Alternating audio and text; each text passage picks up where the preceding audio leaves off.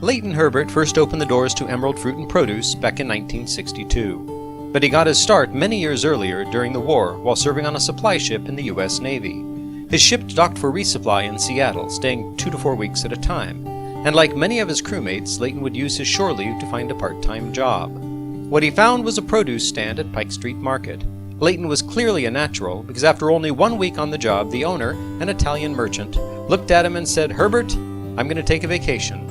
Here's the key."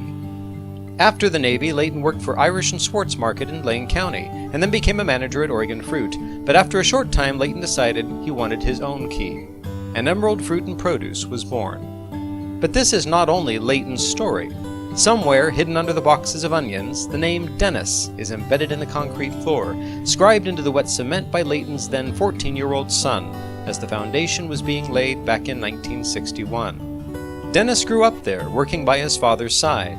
During their early years, Emerald supplied largely independent grocers, but by the late 70s, the grocery industry was dominated by large chains who had no need for a local supplier. So Emerald shifted to the food service market, restaurants, nursing homes, caterers, local kitchens that appreciate the advantages of local service, like same-day deliveries, and having a supplier that takes pride in knowing their customers' unique tastes and needs.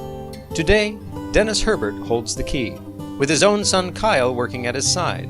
Together they serve our community, bringing fresh produce to local kitchens for all of us to enjoy, and continuing their family's simple but profound legacy.